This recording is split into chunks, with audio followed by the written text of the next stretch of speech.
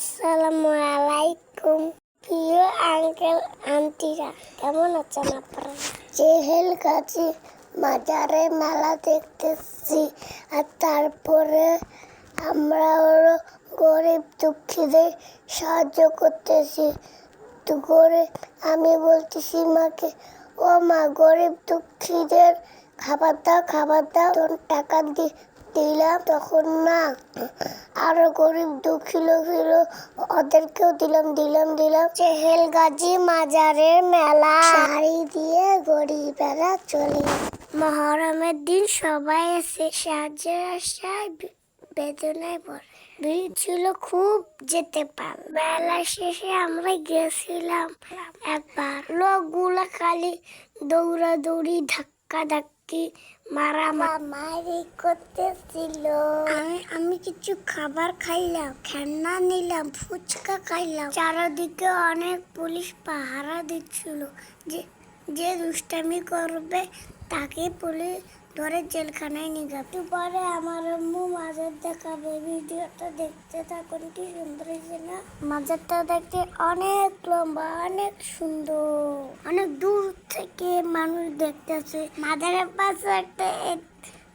পাশে একটা মসজিদ আছে, বাকিটা আম্মু বলতেছে। চেহেলগাজী মাজার ও মসজিদ দিনাজপুর জেলার সদর উপজেলার ১ নং চেহেলগাজী ইউনিয়ন পরিষদে অবস্থিত।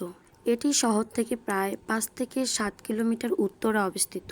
চেহেলগাজী নামটি ফার্সি, যার অর্থ দাঁড়ায় ৪০+ গাজী। ৪০ জন গাজী ধর্মযোদ্ধা গঠিত থেকে ধারণা করা হয়। ঐতিহ্যগতভাবে প্রচলিত আছে ৪০ জন গাজী ধর্মযোদ্ধা একসাথে এখানে সমাহিত করা হয়েছিল এবং তার কারণে নাম দেওয়া হয়েছিল চেহেলগাজী। স্থানীয় জনশ্রুতি অনুসারে কপাল নামে এক হিন্দু রাজার সঙ্গে ওই গাজীদের যুদ্ধে ৩৭ জন শহীদ হন। বাকি ৩ জন যুদ্ধ চালিয়ে জয়লাভ করেন এবং পরবর্তীতে তারা মারা গেলে তাদেরও এখানে সমাহিত করা হয়। কিছু সূত্রে বলা হয়েছে মাজারটি মসজিদের ভবন নির্মাণের আগের থেকেই ছিল এবং মসজিদ নির্মাণের সময় মাজারটি সংস্কার করা হয়েছিল। মসজিদটির নির্মাণকাল ৮৬৫ হিজরি ১৬ সফর ১৪৬০ সালের ১ ডিসেম্বর। এই শিলালিপির তথ্যে উল্লেখ আছে মসজিদের ভিত্তি ও দেয়ালের কিছু অংশ এখনও অবশিষ্ট আছে, কিন্তু অনেক অংশ বর্তমানে এখনও ক্ষয়প্রবণ অবস্থায় রয়েছে। মসজিদের মেহরাব ও অলঙ্করণের পোড়ামাটির ফলক এখনও পাওয়া যায়, বহু অংশ ভেঙে যাচ্ছে।